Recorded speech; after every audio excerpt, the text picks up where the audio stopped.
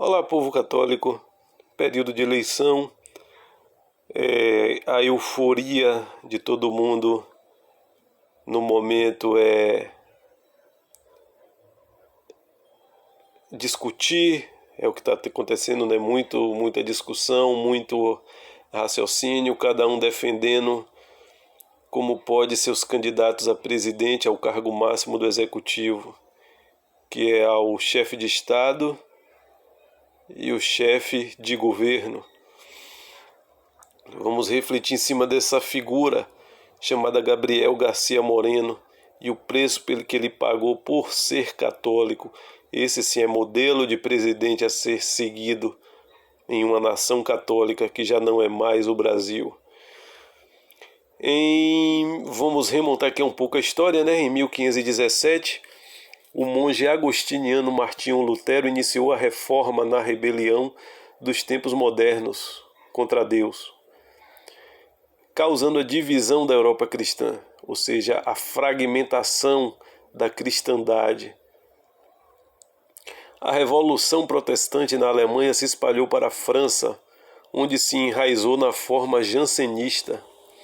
Nessa mesma época, a providência deu origem às primeiras profecias dos tempos modernos. A revelação do Sagrado Coração de Jesus a Santa Margarida Maria de Alacoque, em 1675. Foi através do vidente de Paray-le-Monial, desculpem aí a pronúncia, né, que eu não sou versado aí nessa língua, né, nesse idioma.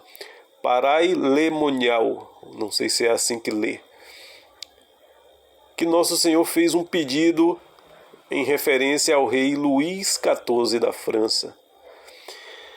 Faz saber o filho maior do meu sagrado coração que, assim como seu nascimento temporal foi obtido pela devoção aos méritos da minha sagrada infância, assim ele alcançará seu nascimento para a graça e a glória eterna, pela consagração que fizer de sua pessoa ao meu adorável coração, que quer alcançar a vitória sobre os seus, através de você, sobre os grandes da terra.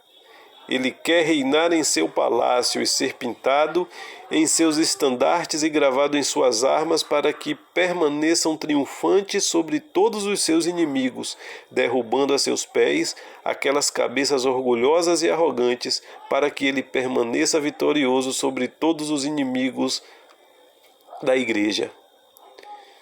O monarca, diante desse aviso dado pelo vidente, desprezou o pedido de Nosso Senhor, e no século seguinte a Revolução Francesa varreu a França. Em 1792, seu descendente Luís XVI, preso na torre da prisão do Templo, lembrou-se do pedido do coração de Jesus feito ao seu avô, o anterior Luís XIV, e quis cumpri-lo, mas já era tarde. Em janeiro de 1871, durante a invasão prussiana da França, um grupo de notáveis franceses elaborou um voto nacional e assim, finalmente, a França, né, que é considerada a filha favorita da Igreja ou filha mais velha da Igreja, respondeu ao pedido do Senhor, fazendo o voto de construir a Basílica do Sagrado Coração na Colina dos Mártires. Durante o século XVIII, as lojas maçônicas também se espalharam o espírito anticristão, racionalista e libertário do iluminismo por toda a América Hispânica. Esses pseudo-libertadores, como Simão Bolívar, O'Higgins, não sei também se é assim que pronuncia, San Martín é outro, Sucre, e outros eram membros do alto escalão da maçonaria. Esses que vieram supostamente libertar a América Latina da Espanha católica. Na verdade, o que eles querem é desagregar um império católico, né? E em repúblicas laicistas.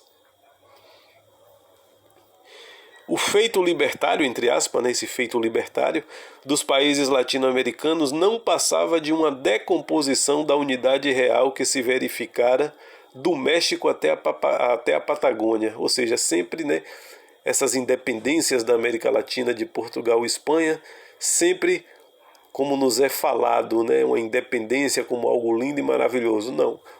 O que tá por trás de tudo isso é o combate aos reinos católicos de Portugal e Espanha, atacando, minando suas colônias, transformando-a em repúblicas independentes. Nesse caso aí estamos falando da América Espanhola, em repúblicas independentes. E lógico, o que está por trás disso é a decomposição dos estados europeus católicos. E lógico, né, a maçonaria tomando o poder através desse modelo republicano maçônico, racionalista, iluminista, libertário e anticristão, resumidamente anticristão. Sob a coroa espanhola que estava esses países, né, há séculos, unidade irrecuperável uma vez quebrada, ou seja, a colônia era uma extensão do próprio país, e não esse sentido pejorativo que nos ensinam hoje, né?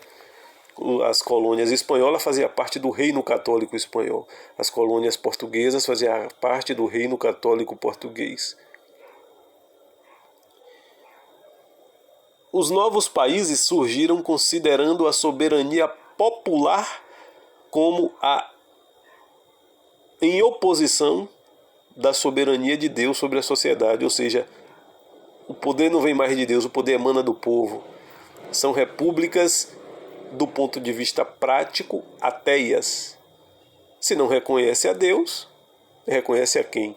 O homem entregue a seu pecado, ao seu estado bruto e miserável de pecador. Por isso que as repúblicas são laicistas, né? Tem que tirar Deus da vida pública e entregar o homem às suas próprias fraquezas, até ele se decompor. Os novos países surgiram considerando nessa oposição da soberania de Deus em detrimento, entrando a soberania do povo, o homem liberto de Deus. Num arco de caos político e social e uma economia subdesenvolvida, totalmente dependente de fontes externas, gestadas no trânsito do evangelho ao iluminismo liberal na vida pública. Ou seja, a suposta independência, né, que todo mundo diz, né, que o Brasil e a América Latina é pobre porque foi colônia, né? Na verdade é o inverso. Começou essa pobreza e o subdesenvolvimento justamente porque foram abortadas de sua terra-mãe, que é a Europa, que foi os países que fundaram Portugal e Espanha. Assim como uma criança abortada antes do tempo do útero da mãe, ela não consegue sobreviver, porque ela não foi gestada o suficiente para sobreviver. É o caso de crianças muito prematuras, né? Ela não tem capacidade de sobreviver porque ela foi abortada. Ela nasceu antes do tempo. A mesma coisa são esses países latino-americanos, né? Eles foram abortados antes do tempo. Eles foram abortados de suas terras-mães, que é Portugal e Espanha. É por ter ficado independente de Portugal e Espanha que esses países nunca mais conseguiram se reorganizar. Até porque está sob julgo, seja o Império Brasileiro, já na época já de Dom Pedro I, seja as republiquetas latino-americanas, todas sob o julgo da maçonaria, que foi quem sempre esteve por trás dessas independências.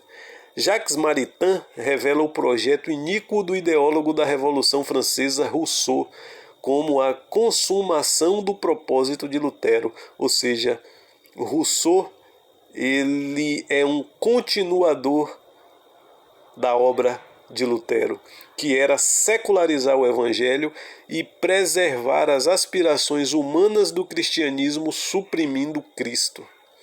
Ou, em outras palavras, o lema da Revolução se baseou em inventar um cristianismo separado da Igreja de Cristo. Aquela coisa, né, de Cristo sim, mas Igreja não.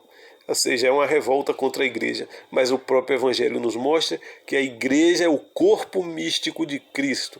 Não existe Cristo sem Igreja. É indissociável.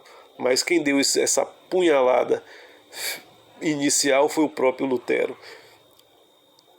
E o resultado é essa imensa putrefação social que envenena o universo até hoje.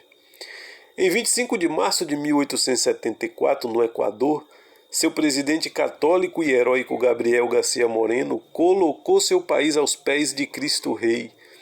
Presidente de uma nação que acabava de conquistar sua independência, sua ideologia era construir um Estado imbuído do espírito do Evangelho.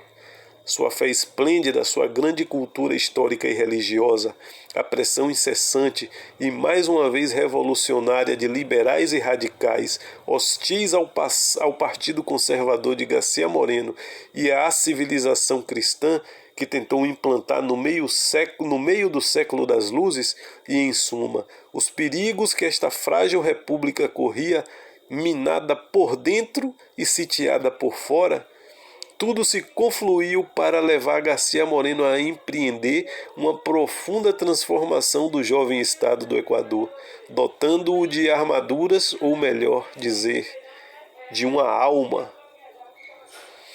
Garcia Moreno, desde a mais tenra infância, professou uma intensa devoção ao Sagrado Coração, inspirada pelos padres da Companhia de Jesus, que a fizeram se enraizar no Equador graças ao seu intenso apostolado.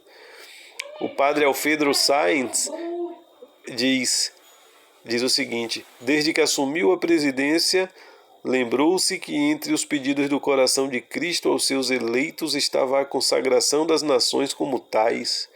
Em 200 anos nenhuma nação tinha feito isso. Ele se propôs a realizá-lo oficialmente em sua própria terra natal.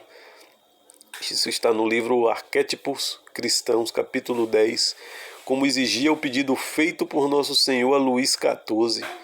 Ou seja, Gabriel Garcia Moreno, ele se inspirou no pedido de Nosso Senhor ao rei Luís XIV da França, com a consagração do chefe de Estado que levou o Equador a ser conhecido como República do Sagrado Coração. Gabriel Garcia Moreno queria refletir a doutrina católica com fatos, promulgando uma Constituição que nada mais era do que o reconhecimento formal da soberania de Cristo e de sua Igreja, na qual a maçonaria era proibida. Já que temos a alegria de ser católico, dizia ele, numa mensagem ao Congresso em 1893, sejamos lógica e abertamente, sejamos assim em nossa vida privada e em nossa existência política. Apaguemos de nossos códigos até o último traço de hostilidade contra a Igreja, porque neles ainda permanecem algumas disposições do antigo e opressor regalismo. O regalismo é a supremacia do Estado sobre a Igreja.